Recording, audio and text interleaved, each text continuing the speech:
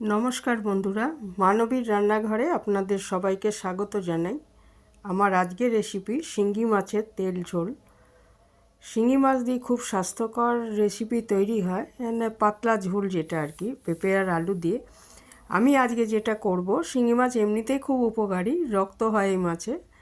এটা একটু আর কি তেল মশলা বেশি থাকে। তো কিভাবে এটা রান্না করেছি আসুন দেখে নিই। হ্যাঁ, আমার মা এভাবে করতেন শিঙ্গি মাগুর মাছ অনেক সময়। তো সেটাই আমি দেখিয়েছি আজকে। এখানে আমি শিঙি মাছ কেটে দিয়েছিল বাজার থেকেই, আমি ভালো করে ধুয়ে নুন হলুদ মাখিয়ে রেখেছিলাম 10 মিনিট। তারপরে আমি মশলা করে নিয়েছি একটু, আর আলু এরকম লম্বা করে কেটে নিয়েছি, সরু করে কেটেছি যাতে তাড়াতাড়ি সেদ্ধ হয়। আর এখানে একটা মশলা করে নিচ্ছি, দুটো বড় পেঁয়াজ, এক টুকরো আদা টুকরো করে নিয়েছি, আর 4-5 কোয়া রসুন। এটা আমি আগে পেস্ট বানিয়ে নিয়েছি। তারপরে ওই মাছগুলোর মধ্যে এই মশলাটা দিয়ে দিচ্ছি। এরকম কাঁচা মাছটার মধ্যে মশলা মাখিয়ে একটু ভেজে নেব আগে, তাহলে মাছটা আর কি এইভাবে খেতে খুব ভালো লাগে। তো দিয়ে দিলাম এর মধ্যে 1 চামচ জিরে গুঁড়ো, 1 চামচ ধনে গুঁড়ো, আর হাফ চামচ মতো লাল লঙ্কার গুঁড়ো, একটু হলুদ দিয়ে এটা ভালো করে মাখিয়ে আমি কিছুক্ষণ মিনিট 5 রেখে দিয়েছিলাম।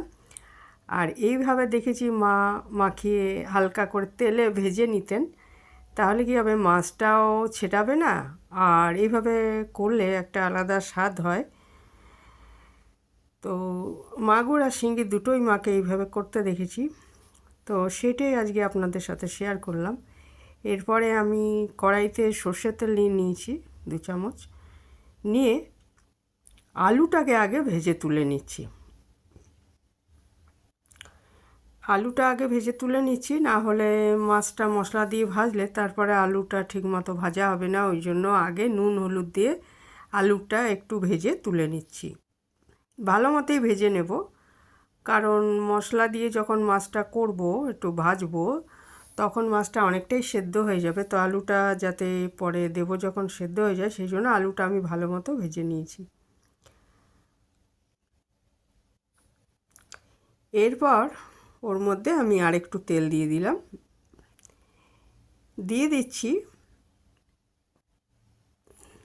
একটু জিরে ফোড়ন আর তেজপাতা ফোড়ন। এরপরে মশলা মাখানো মাছগুলো আমি একটু ভেজে নিচ্ছি। আগে কয়েক টুকরো এরকম ভেজে নিচ্ছি, এক পিঠ ভাজা হয়ে গেলে উল্টে আরেক পিঠ ভেজে তুলে রাখবো, এবং বাকি মাছগুলো এইভাবে ভেজে নেব। এক পিঠ ভাজা হয়ে গেছে, আমি উল্টে দিচ্ছি, তারপরে আরেক পিঠও ভাজা হয়ে গেলে এটা তুলে আবার বাকি মাছগুলো একইভাবে ভেজে নেব।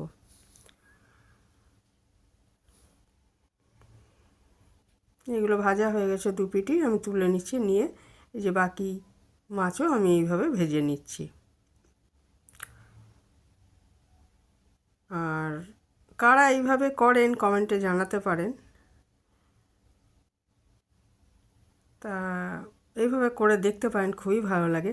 এবার বাকি যে মশলাটা, সেই মশলাটা আমি এবারে ভেজে নিচ্ছি আর কি। মানে মাছের গায়ে যে মশলাটা ছিল সেটা তো ভাজা হলো, মাছের সাথে আরও কিছুটা মশলা ছিল, সেটাকে আমি একটু ভেজে নিচ্ছি। এই সময় একটু দিয়ে দিচ্ছি কাশ্মীরি লাল লঙ্কার গুঁড়ো, এটা দিলাম একটু রঙের জন্য আর কি। তারপরে এর মধ্যে আমি ভাজা আলুগুলো দিয়ে একটু কষিয়ে নিচ্ছি।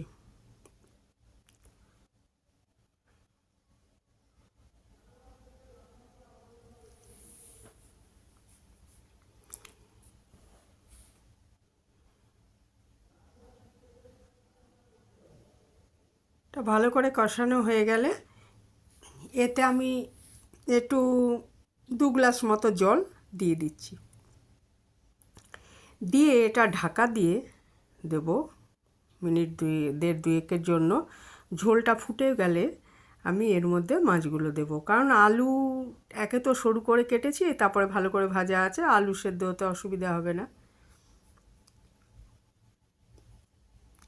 দিয়ে এবারে আমি মাছগুলো দিয়ে ভালো মতো ঢেকে দিলাম, দিয়ে এবারে এটাকে প্রায় 5-6 মিনিট সেদ্ধ করে নিচ্ছি ঢাকা দিয়ে, তাহলেই আমার সুস্বাদু